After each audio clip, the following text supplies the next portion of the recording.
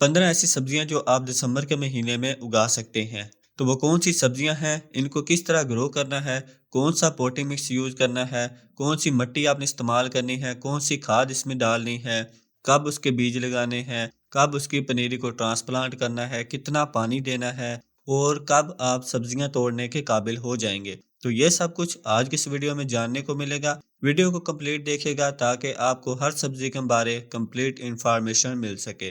तो अगर आप चैनल पर नए हैं तो चैनल को सब्सक्राइब करके साथ में बेल आइकन को भी प्रेस कर लें ताकि आपको आने वाली वीडियोस के नोटिफिकेशन मिलते रहें। मैं हूं बोटनिस्ट अबू बकर। चलिए आज की वीडियो शुरू करते हैं।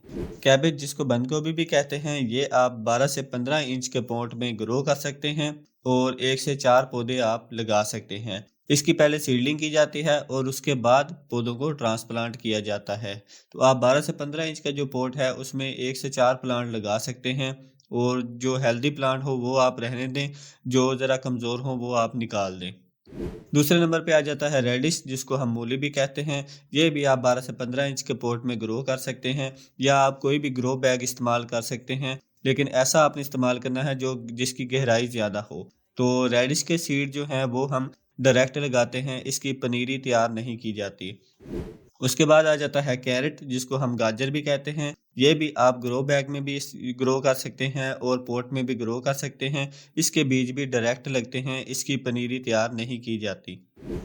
चौथे नंबर पे आ जाता है मेथी, जो कि आप 8 से 12 इंच के पॉट में ग्रो कर सकते हैं और इसके लिए आपने ऐसा गमला इस्तेमाल करना है जो चौड़ाई में ज़्यादा हो। इसके लिए आप ग्रो बैग भी इस्तेमाल कर सकते हैं और इसके बीज डायरेक्ट ग्रो किए जाते हैं, पनीरी टाइप इसको बनाया जाता है। आपने इसको ट्रांसप्लांट नहीं करना होता, बस आपने एक बार ही इसके बीज लगा देने हैं।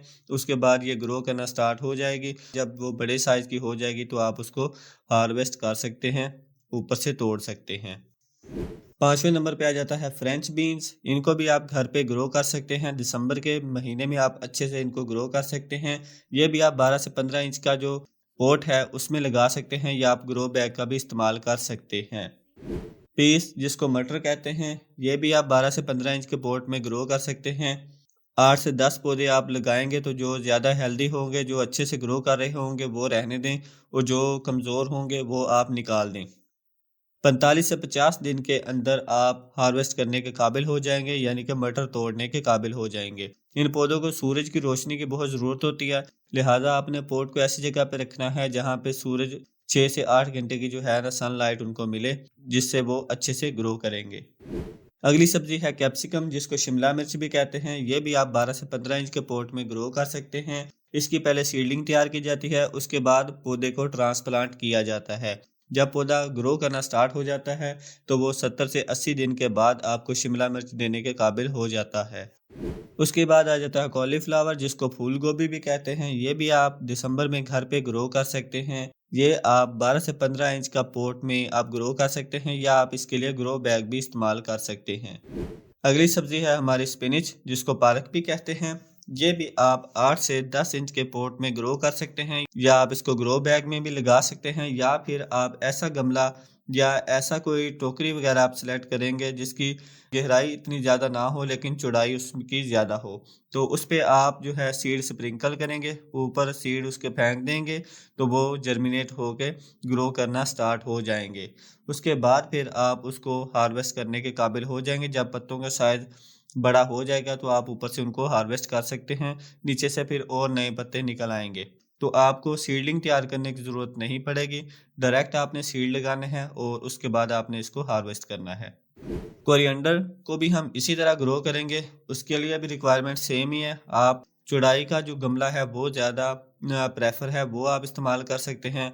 बीजों को आपने थोड़ा सा हाथ की मदद से रगड़ के और आपने ऊपर स्प्रिंकल कर देना है। हल्का हल्का बीजों को जो है ना मिट्टी के साथ ढक देना है, पानी देना है तो ये ग्रो करना स्टार्ट हो जाएंगे। जब पौधे बड़े साइज के हो जाएंगे तो आप ऊपर से इनको हार्वेस्ट कर सकते हैं। आप ऊपर से इनको हाथ की मदद से तोड़ सकते हैं, नीचे से नए प्लांट निकलना शुरू हो जाएंगे।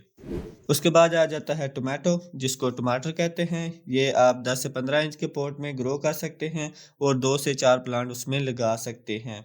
इसकी सीडलिंग तैयार की जाती है जो कि 10 से 15 दिन के अंदर जर्मिनेट हो जाते हैं और हार्वेस्ट जो है आप 90 दिन के बाद कर सकते हैं। तो आप बनी बनाई सीडलिंग भी इसकी मार्केट से ले सकते हैं या आप खुद भी इसके सीड को ग्रो कर सकते हैं। तो सीड जब आप इसके लगाएंगे वो जर्मिनेट होंगे। जब 4 से 5 इंच का पौधा बन जाएगा तो आप फिर उसको अलग गमले में ट्रांसप्लांट करेंगे। तो 90 दिन के बाद आप जो है ना पौधे से टमाटर हासिल करने के काबिल हो जाएंगे। इसके बाद आ जाती है चिल्ली, जिसको मिर्च भी कहते हैं। उसके लिए भी सेम रिक्वायरमेंट है। आपने 10 से 15 इंच का पोर्ट साइज यूज़ करना है। उसकी पहले आप सीडलिंग तैयार करेंगे या बनी बनाई सीडलिंग मार्केट से ले आएंगे और आप उसको ट्रांसप्लांट करके उसकी केयर करेंगे और वो प्लांट बड़ा हो जाएगा। जब वो उसके ऊपर मिर्चें लगना स्टार्ट हो जाएंगी तो आप फिर उसको हार्वेस्ट कर सकते हैं। ब्रिंजल जो है, जिसको बैंगन भी कहते हैं, उसको भी आप इसी तरह ग्रो करेंगे। उसके लिए 10 से 15 इंच का पॉट साइज यूज़ करेंगे। 1 से 3 प्लांट आप एक पॉट में लगाएंगे। जो ज़्यादा हेल्दी होंगे, जो अच्छे से ग्रो कर रहे होंगे, वो आप रहने दें।